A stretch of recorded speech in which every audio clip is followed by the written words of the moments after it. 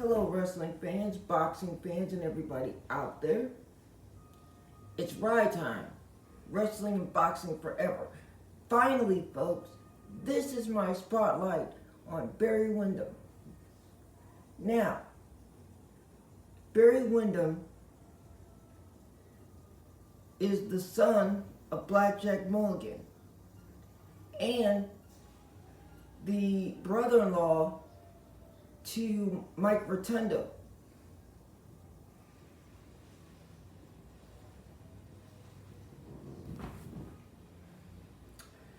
And he started his career in 1979 at 18 years old. Well, I'm sorry, it was 19 years old.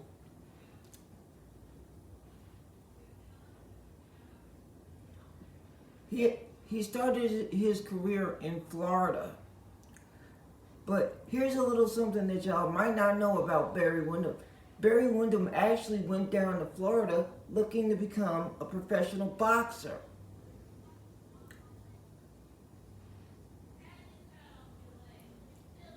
But he went with professional wrestling. Barry Windham, a former Four Horsemen member. Now, Barry Windham goes back to the territorial days, where he's won the Florida Championship Wrestling's World's title. He won the Western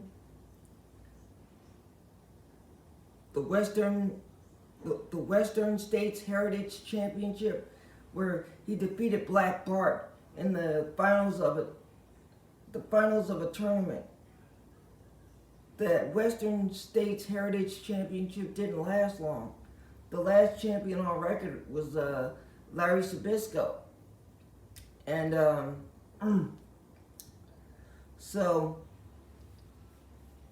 Barry Windham was one of the Four Horsemen,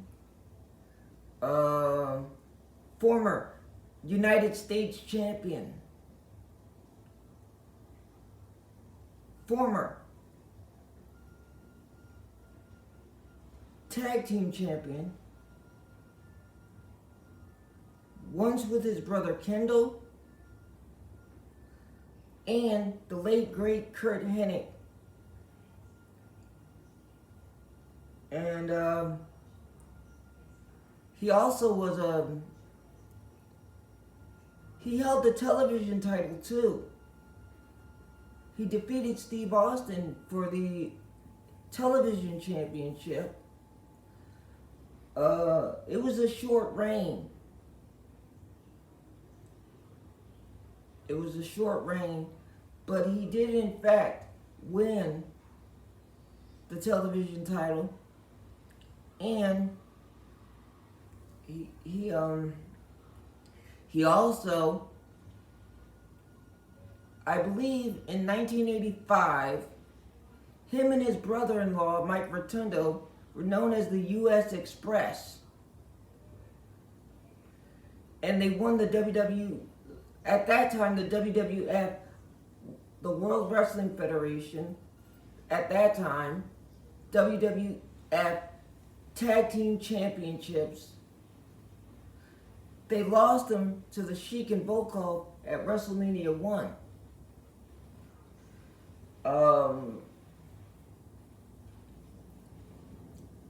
Dustin Rhodes and Barry Windham, former tag team champions, on, I believe, 2 separate occasions.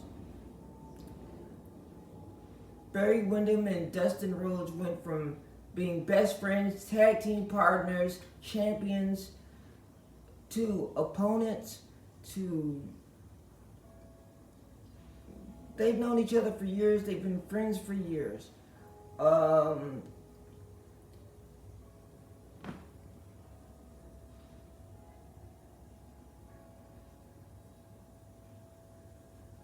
Barry Windham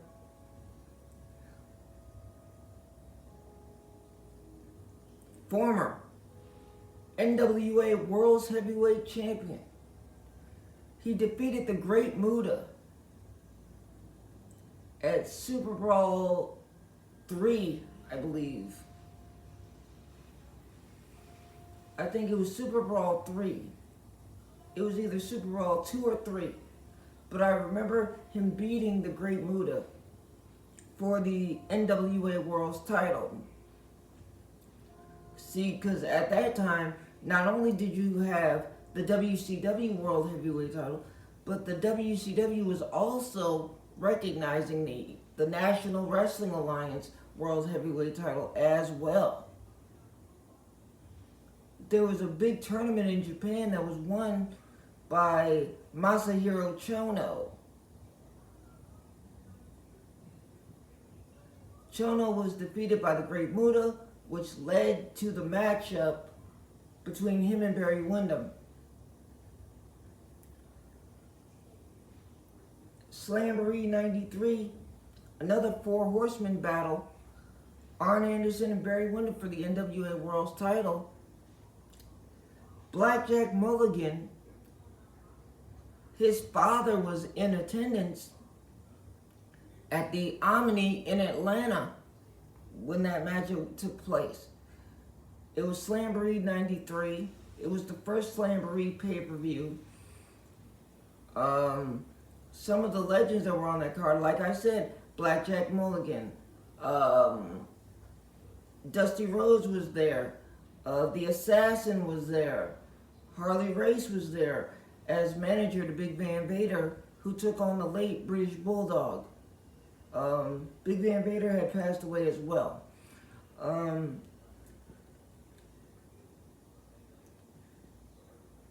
Barry Windham in 1996 came back as the Stalker Barry Windham, and it really didn't amount to much of anything.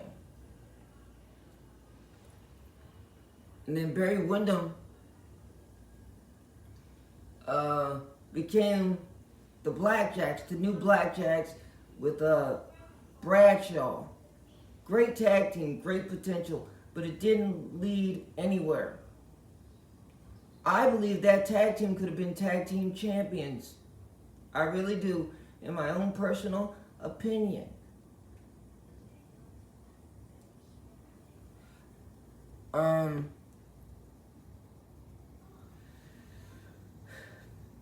During 1997, 96, 97, WWE went faction crazy. You had Degeneration X, you had the Hart Foundation, you had the Los Boricuas, you had Disciples of Apocalypse, you had the Oddities, and you had the National Wrestling Alliance. Former National Wrestling Alliance alumni, such as the Rock and Roll Express, Jeff Jarrett, who was presented with the North American Championship,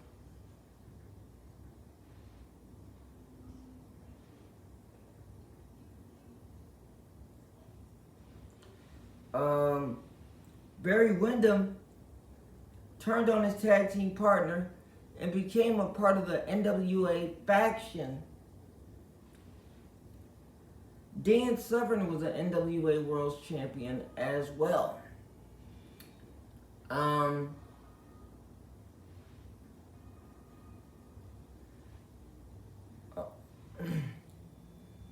Bray Wyatt is the nephew of Barry Windham. Bo Dallas is the nephew of Barry Windham. So, those rotundas, they're out there. As we all know, Barry suffered a heart attack. You know, thank the good Lord he's still alive. Thank the good Lord he's still alive. I think he should get together with Diamond Dallas Page and get some of that DDP yoga going on, because I believe it would help his career. I mean, well, not career, but it would help him out a lot. We've seen what it does for Jake Roberts and Scott Hall, and we've seen what it does for just normal non-wrestling people. It saves lives.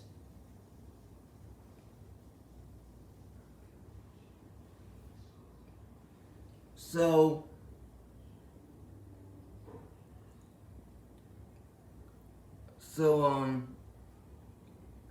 Barry had a great and colorful career.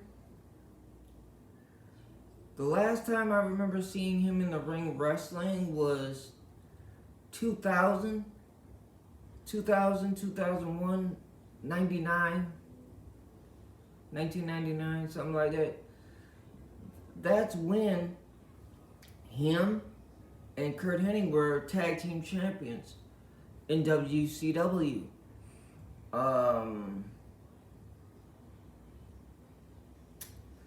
So this man's from Sweetwater, Texas. 6'8", 278 pounds. Barry Windham was one of the best and most seasoned second generation superstars in the world of professional wrestling, period. I mean, there was times where I cheered for Barry Windham. There was times where I didn't cheer for Barry Windham. But the one thing is,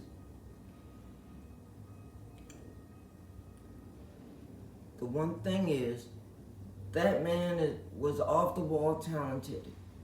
That superplex off the top rope has won him plenty of matchups, plenty of championships.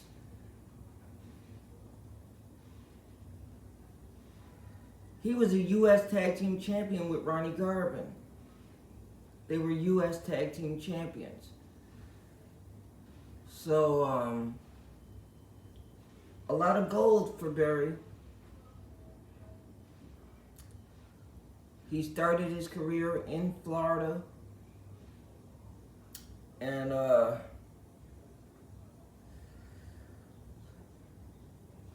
but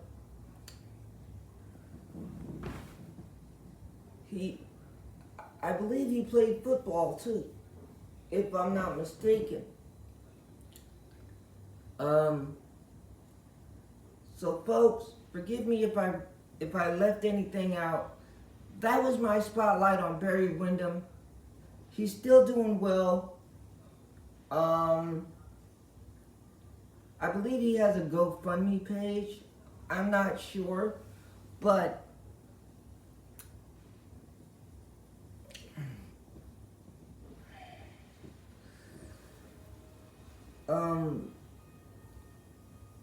thank you, Barry Windham, for all the memories and being such a great in-ring performer.